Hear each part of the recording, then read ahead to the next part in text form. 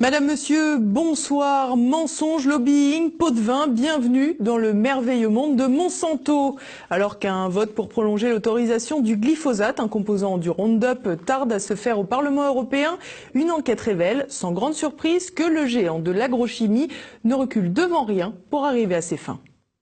Monsanto Papers, acte 2. Traînée en justice aux États-Unis par de nombreuses victimes, la firme américaine à l'origine du puissant pesticide Roundup a été contrainte de révéler des documents confidentiels. Et c'est tout un système de corruption et de trafic d'influence qui éclate au grand jour. On connaissait les avis truqués sur le restaurant du coin, on connaît maintenant les faux avis scientifiques sur les produits de Monsanto. Problème, les conséquences sur votre santé sont un peu plus graves. Cancer, perturbations hormonales, qu'importe, la firme n'a qu'une seule ambition, accroître ses profits et tant pis si ça brise quelques vies. En effet, pour cacher les dangers de ces produits pesticides, Monsanto n'a pas hésité à rémunérer des scientifiques pour contrebalancer sa réputation de pollueur et d'empoisonneur. La firme recourait donc à des auteurs fantômes. Une équipe du géant américain rédige des notes de synthèse où les produits commercialisés sont présentés comme efficaces et surtout inoffensifs. Les notes sont ensuite soumises à des scientifiques non affiliés officiellement à la firme pour qu'ils signent et endossent l'article, publié dans des revues spécialisées. Monsanto achète donc sa réputation pour obtenir les agréments nécessaires pour vendre ses produits. Michel Rivasi, député européen Europe Écologie Les Verts en pointe pour l'interdiction du glyphosate, revient sur le scandale.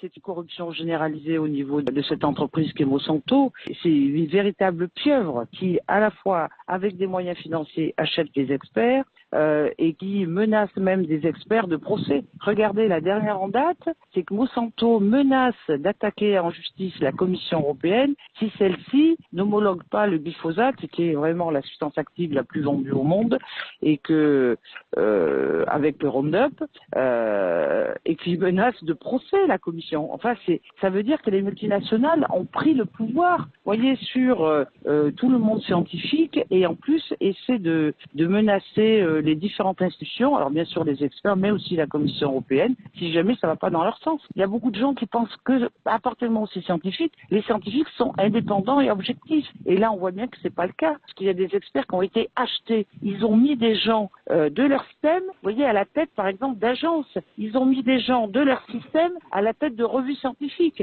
Et quand vous avez un article qui dénonce le fait que le glyphosate est cancérigène et que le responsable de cette revue scientifique est quelqu'un qui est très proche de l'entreprise de Monsanto, eh bien vous voyez qu'il a tout pouvoir de dénoncer les experts et de les dénigrer. Avec cette incroyable force de frappe, Monsanto est parvenu à naviguer pendant des années en passant à travers les mailles du filet. Les mises en accusation de scientifiques indépendants ont souvent été vouées aux gémonies, mais il semble que l'heure est à la réhabilitation. C'est le cas pour le professeur Gilles-Éric Serralini, spécialiste de la biologie moléculaire. Il avait mis en avant les liens entre le développement de cancer et l'ingestion d'OGM et de pesticides de Monsanto.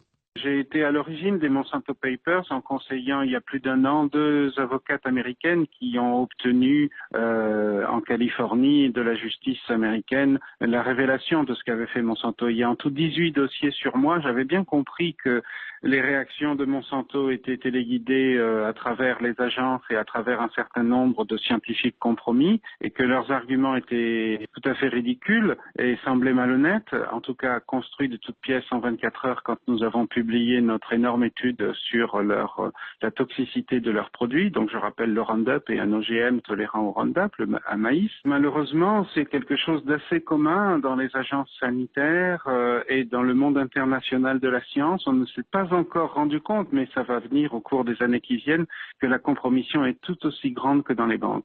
Cela fait maintenant 20 ans que je travaille sur leurs produits, non pas parce qu'ils appartiennent à Monsanto, mais parce que ça fait partie des 10 plus grands polluants du monde. Nous travaillons sur les effets sanitaires des 10 plus grands polluants du monde et nous avons compris que la déclaration du glyphosate comme principe actif était elle-même une fraude. C'est-à-dire qu'il y avait de l'arsenic et des résidus de pétrole 1000 fois plus toxiques que le glyphosate à l'intérieur du Roundup, qui explique la controverse entre les effets sanitaires, cancer ou pas cancer, etc. Leur produit, donc Roundup, qui est en vente encore, hélas, libre, illégal, normalement, le gouvernement aurait dû imposer que l'on mette cela sous clé et avec des conseils pesticides pour la vente. Depuis plus de 15 ans, c'était la loi, mais ça n'a jamais été respecté. En fait, la toxicité est 1000 fois plus forte qu'attendue. Et nous savons aujourd'hui comment ils ont organisé les fraudes à plusieurs niveaux. Et nous ne sommes pas au bout du scandale. Mardi à 11 h, une conférence de presse avec Michel Rivasi et Gilles-Éric Serralini se tiendra au Parlement européen de Bruxelles. Le scientifique nous a déjà confié qu'elle sera l'occasion de nombreuses autres révélations, notamment sur la présence de glyphosate dans des desserts glacés.